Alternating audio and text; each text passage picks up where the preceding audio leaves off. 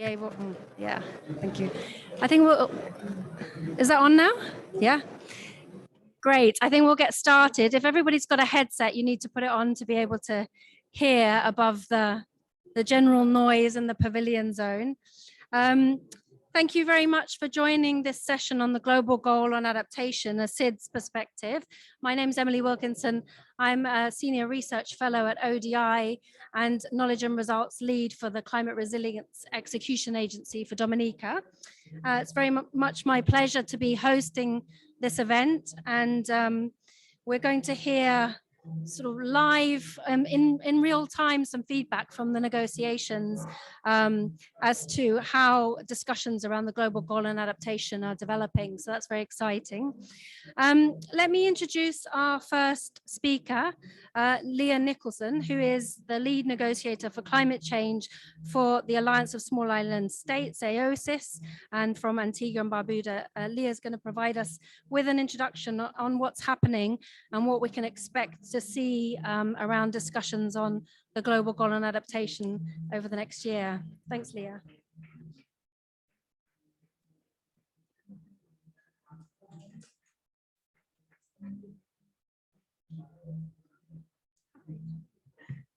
Hi, good afternoon, everyone. And it's really a pleasure to be here. And I think I want to start by saying at the outset that we've, as Aiosis, our adaptation coordinator, myself as an advisor on adaptation, have been working with ODI and with Emily over the last kind of half a year on technical work around the global goal and adaptation. And it's been a really helpful process. We've done a lot of different interviews with SIDS members to start to think about this, and it's allowed us to come here to the COP because the times between negotiations just fly by, so you have to have a good work plan to get some stuff done. So it's really nice to be kind of sharing some of the experiences today. So just to set the context, the global goal on adaptation, I have my little Paris Agreement, right? We don't go anywhere without it, Negotiator. But it's really in Article 7, the first paragraph of Article 7 of the Paris Agreement. And so it's there. And then the African group of negotiators had revived it and said, you know, it's there. It talks about adaptive capacity, strengthening resilience, reducing vulnerability. But what does that really mean? We need to put some numbers and make it a bit more of a quantity and something that we can have a guiding North Star and direct us in our adaptation work, make it a real global goal. So the African group of negotiators had put forward it as an agenda item for this COP. And earlier in this year, we saw South Africa table a specific target that was around increasing the resilience of 50% of people by a certain year. But it's quite hard to measure that and to, you know, what does that mean? Does that mean I now have access to early warning information? Does that mean that my home won't be flooded anymore? So what does 50% of resilient population mean? And so I think as Aiosis over the last months, we've really been thinking about what will be the value add of doing this technical work. And where we've landed today is we've got at this COP, so the agenda item that was proposed has been kind of found a home under the Adaptation Committee report, which was an existing agenda item. And so it now is an agenda item on the Adaptation Committee report for 2021 and the global goal and adaptation. So right now it's kind of got a very minor role.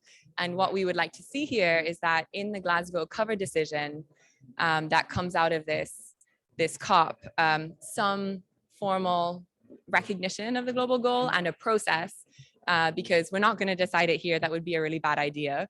But let us do a structured, maybe 1 year, maybe 2 year process to elaborate this, think about it. And that's what will, at the technical level, but also at the political level, that's what will get us to where we need to go. So I think I wanted to speak a little bit about the purpose, the global goal itself, and then the process. So the purpose of the global goal that we find, we have it there, but we have it there in the Paris Agreement, but we would like to see it as a North Star I think there's a question of it's very country specific, and that's a strong position of Aiosis. Adaptation is very localized, but we can have a global shared objective that's more defined, and something that can, whether we set our own targets and assess progress towards our own targets on adaptation, that then get synthesized at the international level, some way that we can use more international to sub-regional to local planning. And I think we definitely see the purpose in the article. The key things I just wanted to point out is that it's about ensuring an adequate adaptation response to the changing climate in the context of the temperature goal.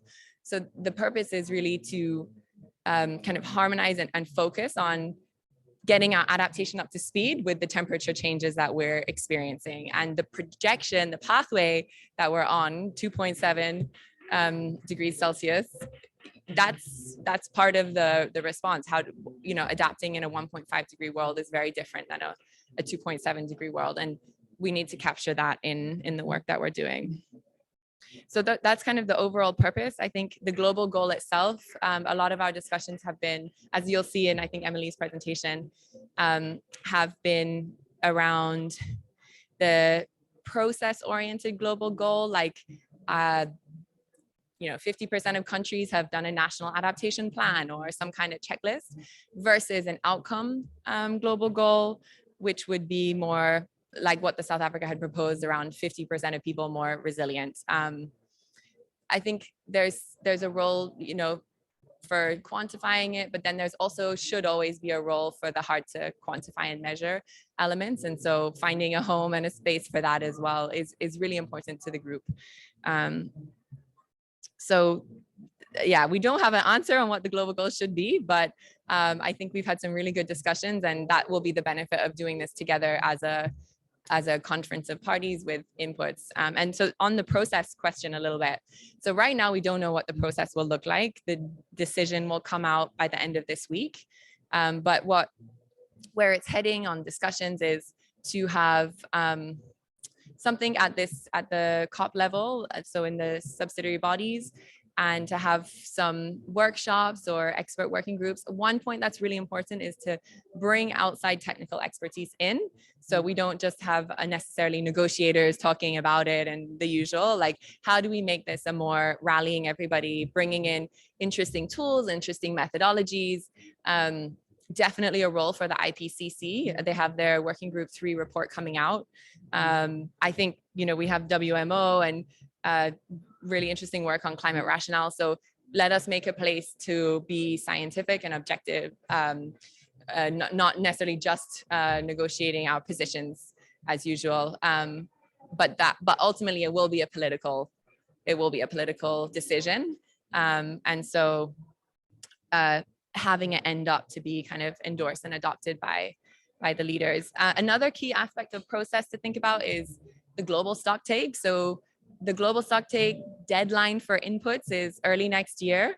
And then we have a process of kind of answering some questions around how we're doing. And that will then come out in the global stocktake in 2023, I think. So we will be elaborating, or this is also a point of where we don't know, are we elaborating a global goal or are we assessing progress towards a global goal? I think that's very different. Like, are we trying to define what does a global goal mean beyond what the Paris Agreement says, or are we just assessing progress towards what we already have? So I think the scope is wide open still for, we're going to launch a work plan for global goal here at Glasgow, and there's going to be a work plan that we've got lots of work plans coming up this COP, I think. But that is kind of what implementation looks like, is you set yourself action items and dates to do by, and that's what it means to start getting work done under the Paris Agreement. So I think with that, I'll kind of close. I'm interested to hand over to the panel so you can get to hear from the experts. And I do apologize, I'll have to step out in a minute to head back into another meeting. But yeah, just want to thank ODI it's been great working with you, Emily, and yeah, look forward to continuing it. Thank you.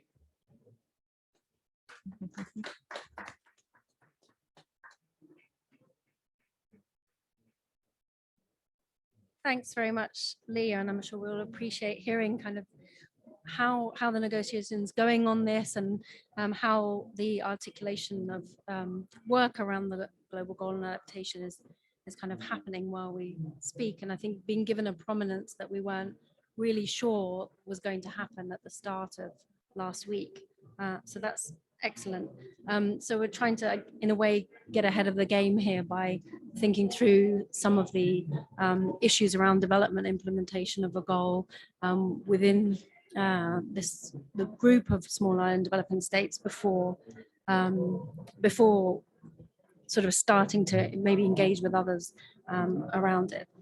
I want to introduce now for our sort of high level segment the Minister for Environment, Rural Modernisation and Kalinago Upliftment for the Government of the Commonwealth of Dominica, Honourable Minister Cozier Frederick. He is a Member of Parliament and which includes the Kalinago territory, and presently serves on the Dominica Reparations Committee and the Kalinago Events Committee, and is former Development Officer of the then Ministry of Kalinago Affairs, and is also a former teacher at the Salibia Primary School in the Kalinago territory. Minister is going to reflect on the need for developing concrete, homegrown adaptation and resilience plans and targets. Please, Minister, you have the floor.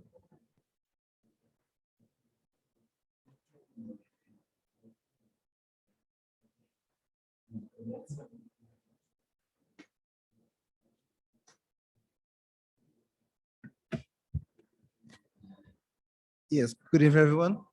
I'm happy to be here this evening to represent the wonderful island of Dominica. In regards to global goal and adaptation, we are all aware that it's over 5 years since the Paris Agreement that we had this part to be part of the conversation. However, we have found that there has been very little progress in the last 6 years. And despite the increase in warm temperatures of our islands or the world in general, it doesn't seem to garner the levels of financial investments as we expect. And so if we put that into the context of a small island like Dominica, we have an interesting manner in which we hope to address our situation. It was made very clear right after Hurricane Maria in 2017, after a near destruction of our island by one of the most powerful hurricanes in recent history, that our Prime Minister declared to the world that would endeavor to make our island become the first climate resilient country.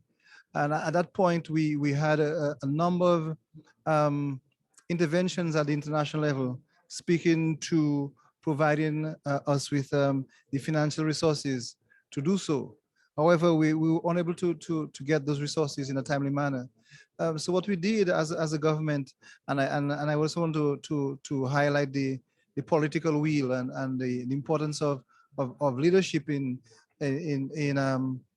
sort of adaptation issues, because the Prime Minister went and committed all of the resources of the country. And you would imagine that as a small island developing state, this sort of resources isn't much. And so we committed these resources. And so we develop a plan. So we have a climate resilient plan. And what is interesting about this plan is that it's locally grown. It was locally grown. It is something that we use our local resources to put together. And so we are using this plan as a roadmap.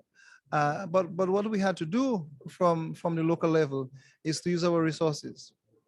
So you will well appreciate that these resources are limited, and so we'd have to seek to get more of those resources from agencies that can assist. And so for us, it is something that is homegrown. However, based on investments made and the limited resources, we have to move beyond the borders of our island to garner financial resources to ensure that at least by 2030, which is our sort of our end goal, to achieve some of those goals. So we definitely we're going to need the intervention of and support from other small islands, and we are confident that the plan we have will see us through.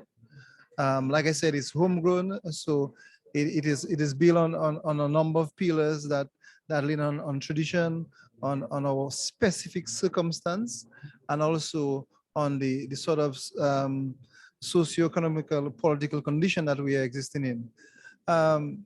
So we are hopeful that people will come on board, that the international will come on board, and we are hopeful because we see the younger generation understanding this sort of situation, and they're able to come forward and participate in. So I have said before that the youth are not jaded by this experience. They are ready to do it, but we have sort of a once in a lifetime intergenerational opportunity to make that change, and so the support is needed, and as we continue to grow our small economies, and just to mention again that we have put in everything. We have committed everything from the little resources that we have, and these little resources come out of our traditional economic enterprises, or sort of niche tourism product, our citizen by investment program, and all of these, as you can well imagine, have its own constraints. So we therefore have to sort of look outward to get the resources, and these resources cannot be sourced through loans, because we are up to our neck in debt, and it has to come through some form of grant funding, which will help us to continue to make adjustments, because that's what adaptation is about, is making adjustments to our economy and making adjustments to our livelihoods. And although it is a fact that these adaptation measures are not easily quantified, it's difficult. That's why I suspect that mitigation gets a lot more voice in the conversation, but it's something that we have to continue to do as a small island state, and I'm just happy for the support that we're getting. And I shall report to Capital that we have support at the international level, and that we can make some inroads in reaching those goals by the end of 2030. Thank you so much.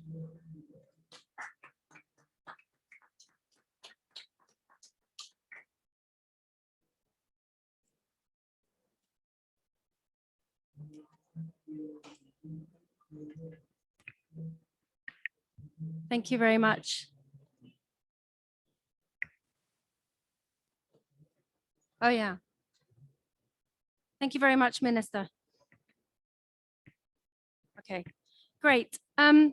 So I'm going to take a step back now and present the results of the technical report, which we produced for Aiosis as sort of background to the discussions, to the negotiations around the global goal on adaptation. Just to highlight, it's a completely independent report and doesn't represent like an Aiosis position yet, but we're hoping that it will help to sort of advance that and inform that. So the paper looks at the sort of the context, and within the Paris Agreement, what's been sort of set up and already established around progressing a global goal on adaptation. So as you can see, I'll just read it out.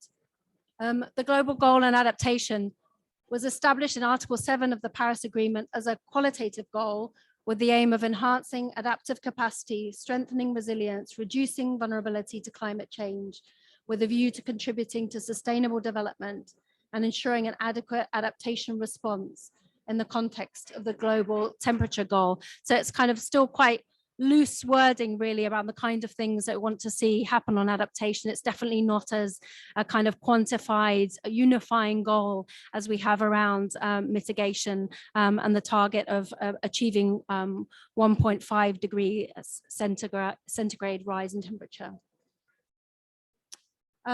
So we looked at this very much from a SIDS perspective. What would work in terms of a global goal, and recognizing that SIDS have a particular stake in there being an effective global goal on adaptation, because there needs to be a kind of a vision and a rationale for adaptation at the international level in the same way as there is around mitigation, in order to kind of unify action and to help kind of drive forward financing. There needs to be greater accountability. There's a lot of different things going on around adaptation and resilience, and it may not be entirely clear to citizens in particular, but also to donors, international organizations, and many other bodies, what kind of counts as adaptation, what counts as progress, how can we measure it? So there needs to be kind of greater accountability around that and around establishing progress. On improving climate finance, at the moment, obviously there's a huge demand for there to be more climate finance targeted at adaptation. For what exactly to target that at, and establishing maybe which countries or groups of countries are in greater need, which are the sectors where there's going to be need for greater support around adaptation. All of that could be kind of more clearly sort of harnessed and targeted if there was more clarity around what countries are doing on adaptation and what kind of progress they're making. And finally, to enhance climate finance effectiveness, to really be able to demonstrate that it is effective in supporting progress on adaptation. If we don't have, if we haven't sort of established clear targets and aren't making an effort to monitor and measure progress towards them, then it's quite difficult to demonstrate that that finance is actually being effective. So in the study and in the report, we review all of the SIDS national adaptation plans and resilience plans, and we reviewed all of the adaptation components of the NDCs, which had been submitted by SIDS, just to see what kinds of adaptation actions are we talking about here? Are there any commonalities? Are there things that SIDS share in terms of what they're aiming to achieve in terms of adaptation?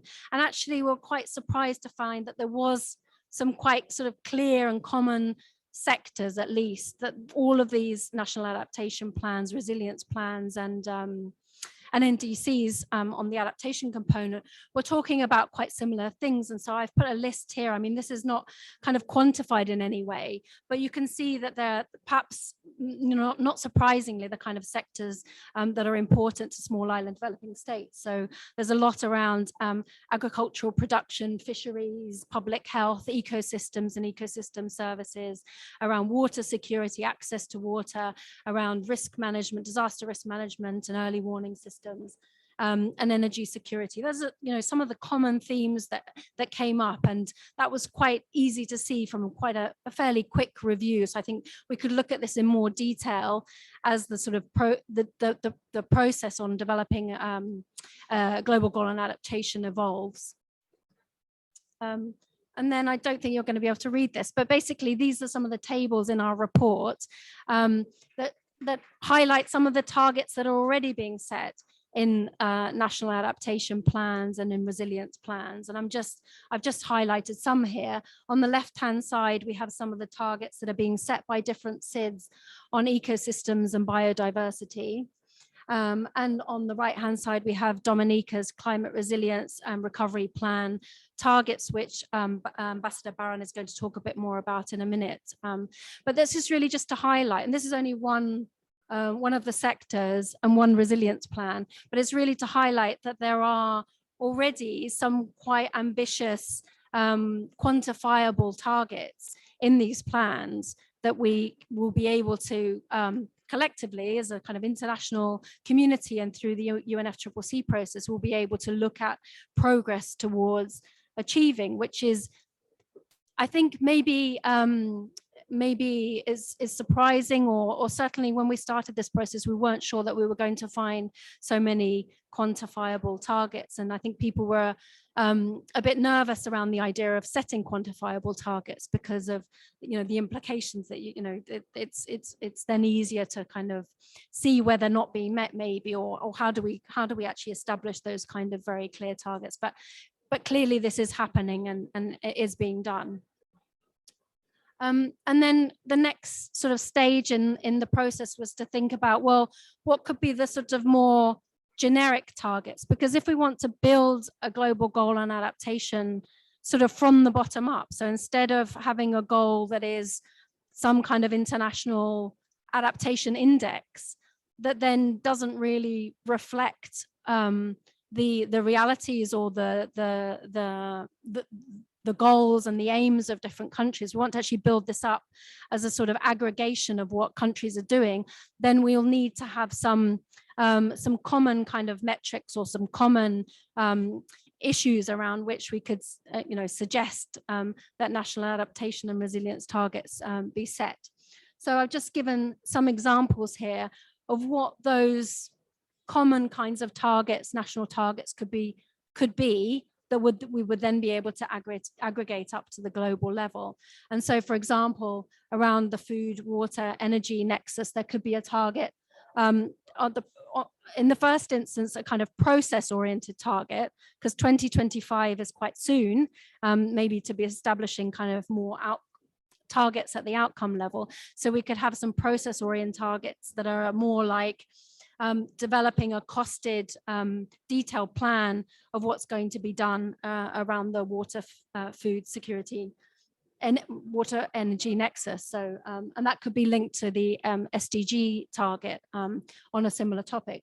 Or on disaster risk management, we could suggest, for example, that there had been kind of a completed assessment of the percentage of the population that's covered by early warning systems. So having all those assessments, the costed plans completed by 2025, to then maybe move into a second phase of the global goal on adaptation development, which would be to establish more outcome-oriented targets. What changes do we actually want to see on the ground to have those kind of targets established and be working towards them by 2030?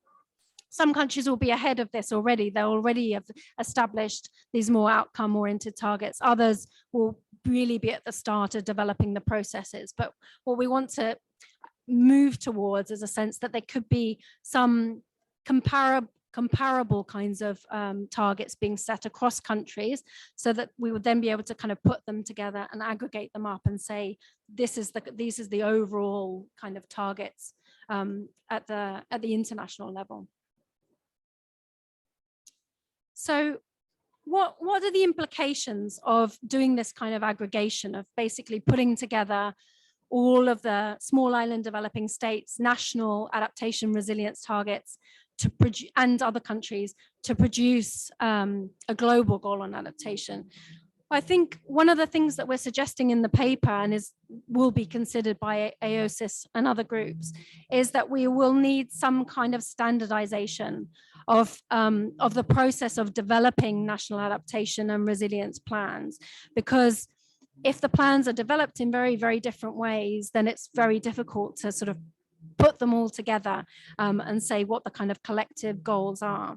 So one of the first stage of that would be perhaps to have a standardized climate risk assessment process. So there is a common way, if not exactly the same, a common way of estimating what the risks are for different sectors, for the agriculture sector, for the water sector.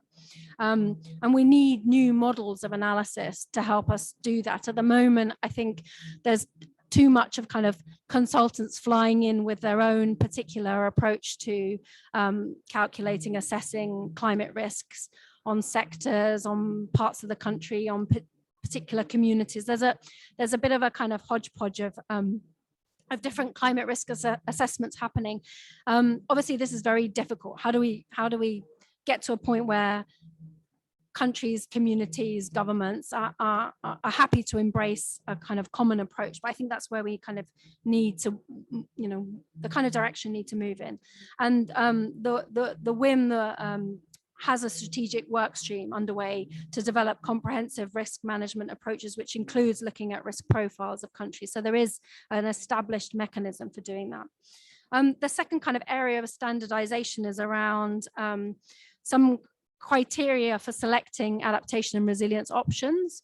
So that could look something like, establishing what the urgency of different of dealing with different climate risks is, then looking at the cost of different adaptation resilience options, then looking at the co-benefits, what negative and positive impacts could those adaptation options have for different sectors, and then maybe the sort of doing some kind of cost benefit analysis. So I think there are established approaches to doing this kind of prioritization.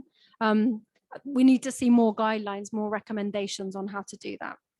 The third area is around standardized methods for calculating the kind of external assistance that's needed. And I think Leah mentioned it at the beginning, you know, there's the idea of the global goal on adaptation, certainly for SIDS, is going to be a bit of a kind of moving target. It depends on how far off, you know, the temperature goals we are. And so that's going to keep shifting. The adaptation needs are going to keep shifting. So I think we need a method for calculating like the costs of adapting, of implementing the adaptation and resilience plan, and how that might change if the temperature goal changes, or not the goal changes, but if the target's not met.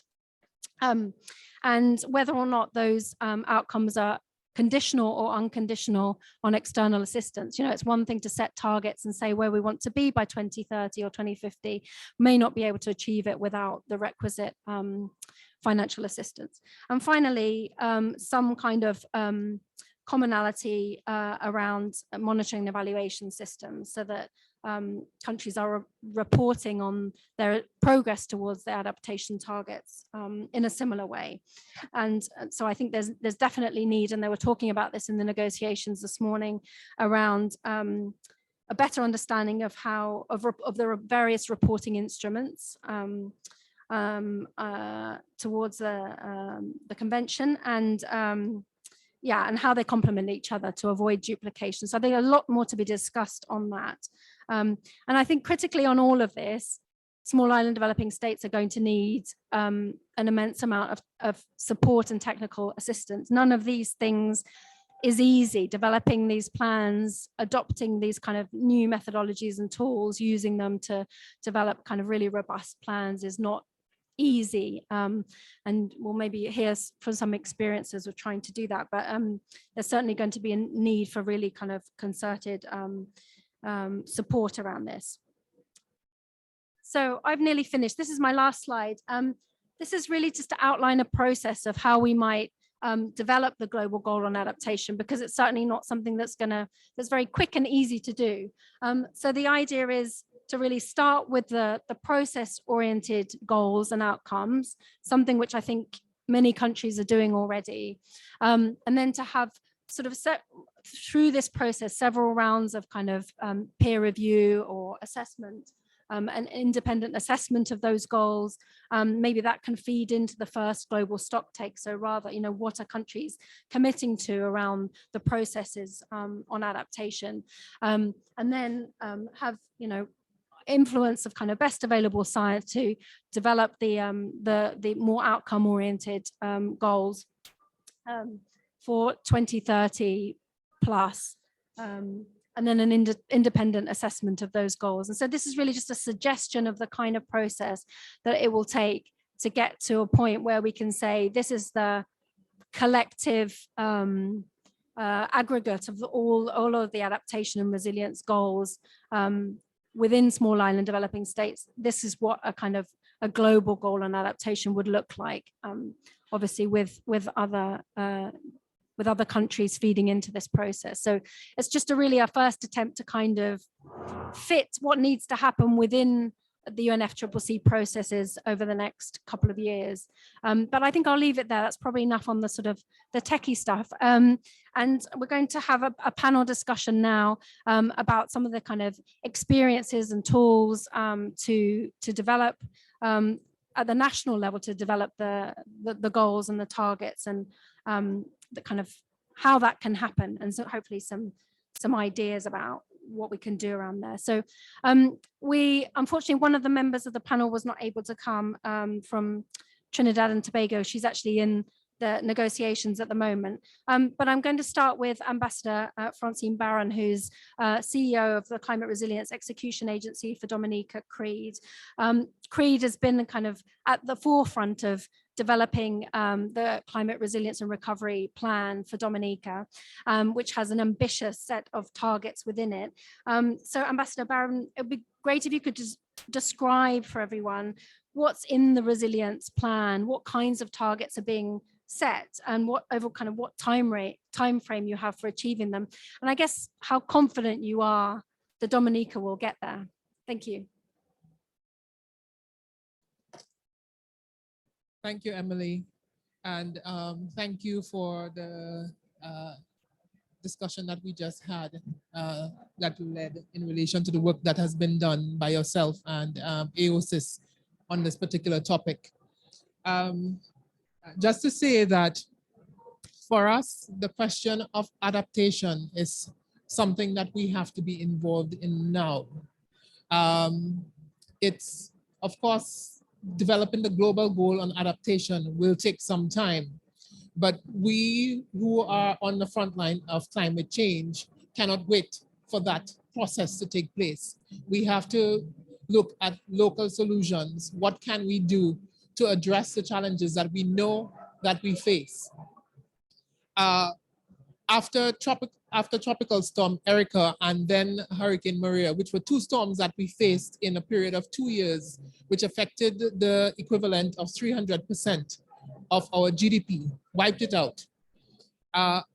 We took the decision to develop a national resilience development strategy. And out of that, we developed a climate resilience and recovery plan. So we know what the challenges that we have and face. So we're looking at the impact on our tourism, impact on agriculture, impact on our infrastructure, roads, schools, bridges, and on communities, loss of life that we suffer as a result of these devastating hurricanes.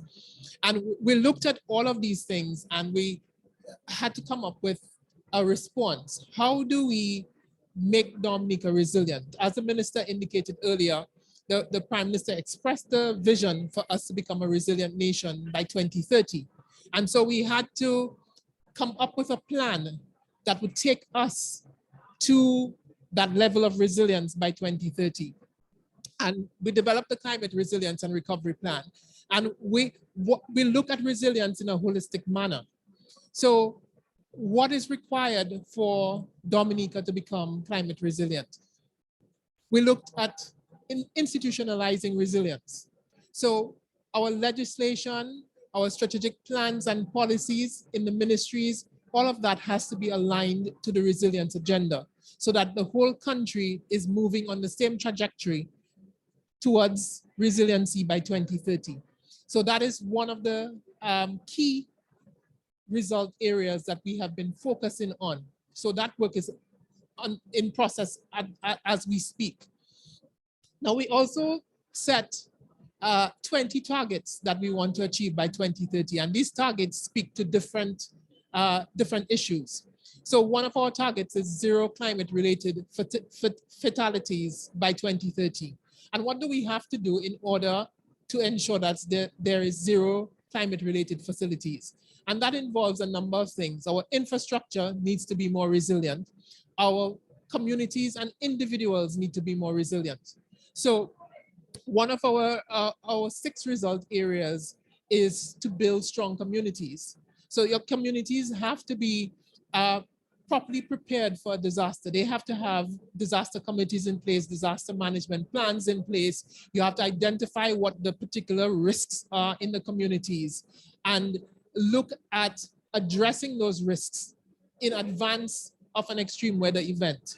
So that if, God forbid, we're faced with another hurricane, there is a clear plan as to how we deal with it. We've already acted to minimize the risks to lives and livelihoods. And so we're looking at identifying in all the communities where the risks are, what do we have to plan for, so that to ensure that communities can continue to exist, comfortably after an extreme weather event, and that they're able to recover and bounce forward more quickly.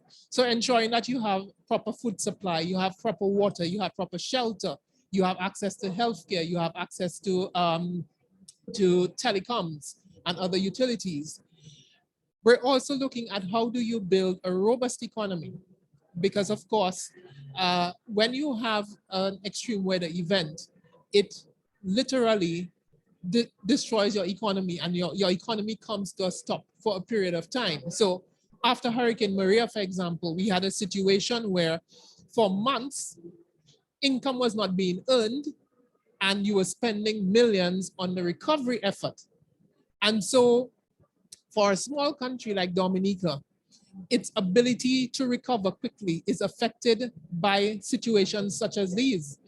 And so you have to look at how do you craft an economy that can bounce back or bounce forward, as I like to say, much more quickly after a disastrous event. How do you diversify your economy so that if agriculture is significantly impacted, then the other aspects of your economy can hold the slack until that sector recovers.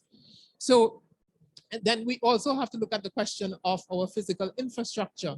How do you ensure that your roads can be passable in the shortest period of time? How do you ensure that the bridges that you build will withstand the flooding and impacts of disasters? How do you ensure that your public buildings are resilient enough so that government services can continue to be provided after an extreme weather event?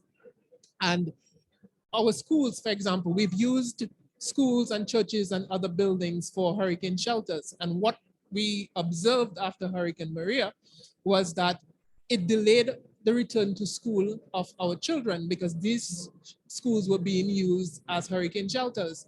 And of course, you want your children to be able to return to school as quickly as possible, because if the children are not at school, then it affects the parents returning to work.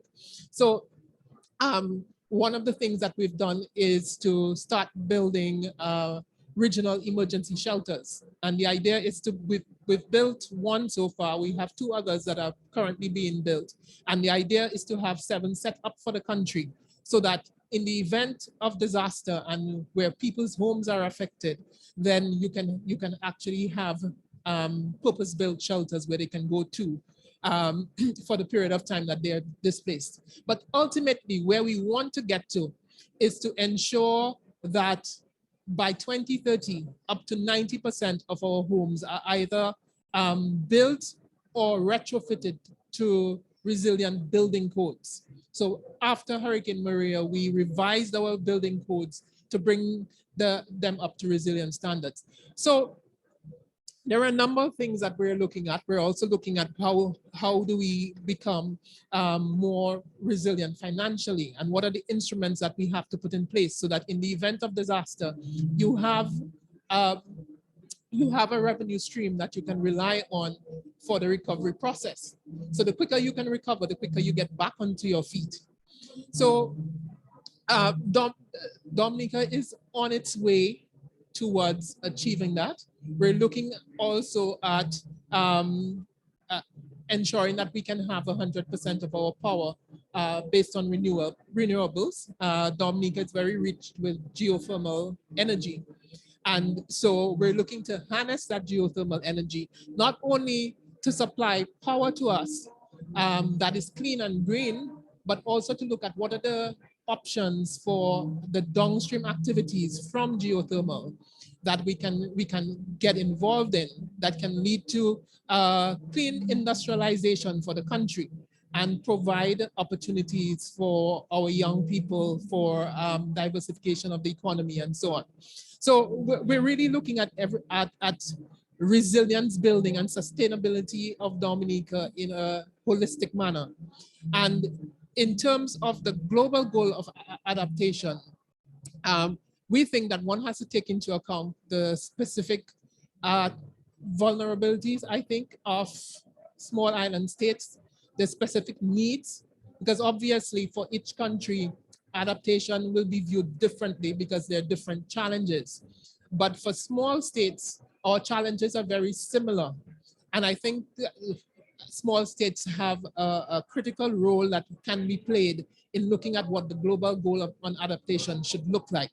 So obviously we'll be participating in the discussions, but notwithstanding that, we're still moving forward on our goals towards adapting and becoming more resilient and sustainable. So I'll stop here for now. Thank you. Thanks very much. And I think that's a really excellent example of what can kind of be done in a very difficult situation. And in a way, Dominica was kind of first out of the gate and developing an ambitious plan. And I think someone said yesterday, a poster child for resilience, planning and ambition in the Caribbean. So that's a really great example. And I think what I want to sort of move the discussion towards and to introduce the next panelist, Dr. Max Dilley, who's Director of Climate Program and Climate Coordinator and Deputy Director of Services at WMO, is to ask you really what additional kind of methodologies and approaches do we need? Because if Dominica was able to develop this plan to be more resilient to kind of current conditions and to be in a much better position next time there's a hurricane like the one that was so devastating in 2017, what more will need to happen looking to the future and the kinds of impacts and changes that we'll see because of climate change? Maybe not just 10 years down the line, but 20, 30 and more. What kind of work is WMO doing on this, and how can you assist countries like Dominica with that challenge?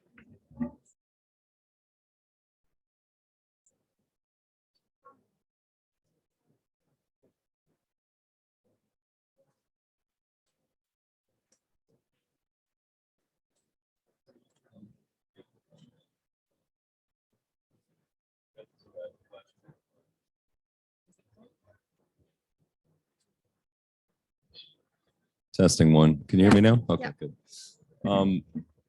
I'll try to get to this question because I think it's a very interesting thing that we can talk about. But I thought I would kind of divide my response into two parts because, and I really want to thank Emily and her colleagues that helped me clarify my own thinking on this. When we look at the global goal and the way it's worded, some work that WMO is doing with UNDRR, I think could be relevant for having an outcome metric which could be used across all countries, not as a complete metric for the global goal, but as maybe part of a small package of things that could be standard across countries.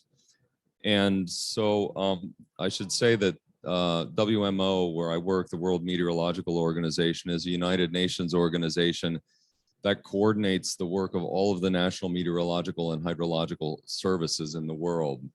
And so the daily weather forecasts that we all take for granted really come out of that collaboration among all of these different services. So they have a lot of power to standardize how information on weather, water, and climate is collected and also how it is exchanged. And one of the decisions in that line that was taken recently by the World Meteorological Congress, who decides these things, was to start cataloging hazardous events, hurricanes, droughts, heat waves, and many others, severe weather, floods, and to give each one of these event types a name. And then when the event occurs, each event gets a universally unique identifying number. So for the first time, we won't just be talking about Hurricane Maria. There will be a number that is machine readable that will begin to accumulate a catalog of all of the hurricanes, all of the droughts, all of the floods, all of the heat waves that are occurring around the planet, and their characteristics, their magnitude, their location, their duration, and their timing. And all of that will be recorded along with this number. And what it does is it gives the possibility of attributing all of this loss and damage that you were describing for Maria, for example, to that same event, so that a country will be able to actually account for the losses and damages, the impacts that are occurring to the economy, as you described, to the events, and also over time to see whether the events are getting worse, stronger, more intense. If they're not, are the losses getting higher? If so, it says that exposure and vulnerability are growing. On the other hand, if the events are indeed getting more intense, then there probably is additional impacts that are coming because of the intensity of the events themselves are changing. So it will give really a data on what the degree of adaptation is to these extreme events. Now you could say, well, okay, that's just the extreme events, but economies and society are already resilient to the range of sort of normal climate to which they're exposed. It's when it gets outside a certain range, out in the tails of the distribution, which is where you start having the problems. So I think it is it's not a complete answer, but it's a relevant answer. And there is a very, very detailed methodology that was developed by the ECLAC, the Economic Commission for Latin America and the Caribbean, that allows for a very comprehensive accounting of what those economic damages and losses were, and that methodology would allow, for the damages and losses and impacts to be also very precisely accounted for. So that's one possibility, kind of as a standard metric, an indicator across that would be the same for every country. But then going to national goals and targets, like what was very interesting about the Dominican National Resilience Plan. This is some work that WMO is doing with the Green Climate Fund, and it's a methodology for making sure its origin was as a methodology for making sure that the Green Climate Fund investments have a sound climate science basis.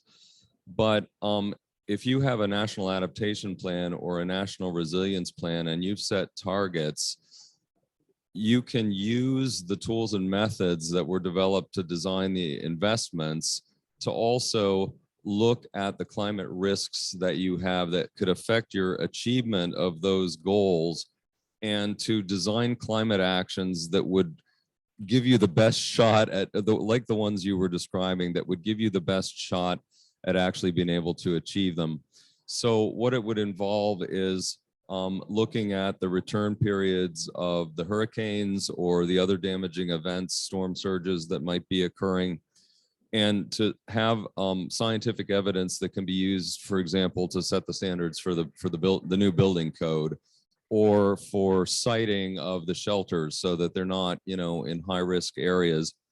And this method that we just released actually on Tuesday last week with the head of the deputy executive director of the GCF also looks at the non-climatic factors that lead to these impacts, because it's not just the hurricane, it's the fragility of the infrastructure, the way the houses are constructed, all the things that the ambassador mentioned. So a complete response, you can't do anything about the hurricane. You can only adjust and adapt through manipulating those non-climatic factors. And once that's done, you would be able to go to the GCF for funding, for all of those measures. Now, we all know getting funding is that's a whole nother story. But this is supposed to ease the pain a little bit, at least in terms of you have a sound scientific basis for why you think these adaptation measures are actually workable, why they are robust in the face of not just the past events that you've had, but also projected future ones. So I think that there is a potential there for these nationally determined adaptation goals to have a way of assessing what kind of climate conditions those goals are going to be facing, and then to design the measures that would actually help you achieve them. And then, of course, in 2030 or whatever your time frame is, you're going to have indicators that tell you the extent to which you have achieved them. And this is what I think, Emily, you described in your slide could be reported as kind of on nationally determined adaptation outcomes that are trying to be achieved. So that's a package with the GCF, I think, that would apply to that second case. Thank you. Great, thank you very much. It's really encouraging to hear about these advances and methods that countries are going to be able to use to really be sure that their adaptation resilience plans are going to kind of stand up and help them to become more resilient in the way that they hope. So we'd like to see that rolled out and support provided to countries to undertake those kind of assessments. Great. I think we do have one more panelist who's going to join remotely, which is great. We're going to hear from Aisha Constable, who is the NAP coordinator for Antigua and Barbuda. And Aisha, I hope you're there and you can hear me. Hi, Emily. Good afternoon. Hi, good afternoon. Thank you so much for joining us. I want to ask you, and I hope you've been able to follow the discussion. I wanted to ask you about Antigua and Barbuda's national adaptation planning process and where you're at with that and how you see the development of national targets around adaptation, and if you see kind of value in developing a global goal on adaptation in that way as the sort of aggregation of the national targets being set by different SIDS. Okay, I'll try my very best to respond, Emily. Thank you so much. And it's a pleasure to have the opportunity to speak on the work that is happening in Antigua and Barbuda. I would not have heard the previous speakers, but I will speak pointedly and at least more so to the question that you just asked, and hopefully it connects with what would have been said earlier in some way. So the NAP process in Antigua is underway in earnest. I would say that project and the output is about 60% complete. And the scope of the project looks largely at what we call a somewhat hybrid approach to adaptation planning. And so we are developing sector plans. We're developing sector plans for 3 private sectors and 3 public sectors, as well as 3 spatial plans. And these are going to then be synthesized into a larger, more nationally comprehensive adaptation plan. The 6 sectors that would have been selected were based on initial studies and assessments done that identified these sectors as among the most vulnerable and amongst the most critical in terms of the contribution to national development in various ways. So the private sectors are tourism, wholesale and retail, and food security. And our public sector plans are infrastructure and housing, finance, and managed areas or protected areas, as we may call it sometimes. And so I heard the gentleman just now speak to infrastructure, and I was immediately reminded of the work that we're doing with the infrastructure and housing plan in particular. And, you know, I think the effort there as well is to ensure that we're not only developing kind of short-term fixes, but ensuring that things like the building code, for instance, that looks more at institutionalizing and ensuring that legislations are in place to support the adaptation interventions that are coming out of the initiatives are put in place. And similarly, the matter of, you know, contextualizing the work in the best science, the most up-to-date scientific information to inform that work. We would have undertaken an extensive data collection and baseline data collection component at the start of the project, in which we did you know, extensive habitat mapping of both terrestrial and marine ecosystems. We has external and local experts conduct extensive, again, risk modeling using downscaled climate data, which was the first of its kind in some respects in the Caribbean and considered a pioneering work.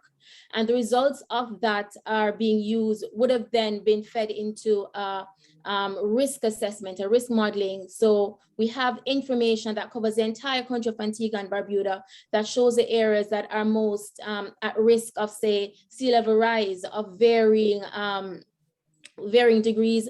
We have information that speaks to the different projections, different scenarios as relates to temperature and precipitation and drought, and the risks associated with that. And the intention, therefore, is that when we get to the point of developing these sectoral adaptation plans, this information is based on the more specific granular information for Antigua and Barbuda, is tailored to the national context, and addresses the unique realities of Antigua and Barbuda. And with that said, I think the question then of a global goal on adaptation and the importance of feeding into that or developing that kind of measure, I think it is useful. I know Emily would have had some conversations about this previously, where I expressed concerns about how that might evolve, and the feasibility and utility of a measure that may not necessarily allow for us to highlight the national level circumstances, but in some instances may mask the realities on the ground across countries. But in any case, I believe that the efforts that countries are now leading to, develop these measures, to do these assessments that are focused on the specific unique circumstances, unique realities, and not just biophysical realities, but also cultural context, people issues, psychosocial issues, because that also has an important part to play. I think sometimes when we think of adaptation planning, it becomes such a technical exercise that we forget that there are other elements that must figure into this planning, because, if you think about some of the interventions that countries may propose, some of them may not necessarily apply in another context, and that may be due to, some of the softer issues, more so on the cultural or perception side. And so we're taking all of that into consideration in developing our plans. The matter of the global goal, again, countries, I believe, are using the best science, best resources, developing these plans. And I know that the ultimate goal is to be able to say where we are with adaptation globally. I think while I commend the attempt and the effort to track this and measure this, I know it will be tricky, it will be difficult, because I know that even at the local level, despite our very best efforts, there are things that we're not able to successfully capture and track in terms of measuring adaptation, because even with the best experts, sometimes it becomes a very obscure process. And so my only concern with the global goal, and us feeding in information from the national level with that, is that sometimes that process may ultimately undermine or mask some of the true and concrete evidence of what is happening on the ground. And if I were to think more on the side of, say, climate justice considerations and adaptation planning, then it would also possibly exclude some of the efforts of the people who are more so on the front lines of, climate change, indigenous communities and more vulnerable communities who sometimes are missed in this data collection process. Again, in the case of Antigua and Barbuda, there are a lot of measures and efforts in place to ensure that we are able to capture as accurately as possible that information. And I think the success that we've had with the development of our national adaptation communication, more recently, also is indicative of that effort to, bring everybody into the fold, take this whole of society approach to even adaptation planning, as we often say about NDCs, because in the context of Caribbean countries, adaptation remains our primary remit. And for our circumstances in Antigua and Barbuda, it is where a lot of the attention and emphasis in terms of the channeling of resources and technical expertise will lie. And so we take that task very seriously. And I think the adaptation plan itself is a great exercise and an initiative that really has the government's full commitment, the DOE's in terms of the Department of Environment's full commitment to ensure that we tell the true story again of what is happening with adaptation planning at the local level, but also to ensure that when it comes to feeding that information into the global stock take, then we are also, you know, presenting that information in a good and package as possible, or the format of that is successfully coordinated so that it also helps for the globe, for the entire world, to be able to paint that picture of adaptation, and not in a way that masks the shortcomings, but if there are shortcomings and areas and gaps in that we're also able to highlight that, so that, you know, the proper actions to remedy those gaps may be created. I'll stop there in case there are any other questions, Emily, but hopefully that answered the question and maybe shed a little bit more light on what we're doing here in Antigua and Barbuda. Thank you so much. And thank you for stepping in and responding and speaking so eloquently about your national adaptation planning process at such short notice. I think we've run out of time with this session, unfortunately, for further discussion, but I do want to congratulate you and Antigua and Barbuda, Dominica, and other small island developing states on the incredible progress that's already been made around planning and target setting, using some really good tools, and I'm really appreciating that there is a lot of support out there to help with this process. And I do hope that SIDS can be influential in the development of a global goal on adaptation, and that they can see themselves and their communities and the needs and priorities of the communities represented in that final goal. So thank you very much to our panel, to Francine, Max, and Aisha. Thank you very much, Minister, for your opening speech, and to Leah as well. And I do hope everyone joining online has enjoyed the session, and look forward to many more discussions about the global goal on adaptation over the coming year. Thanks very much.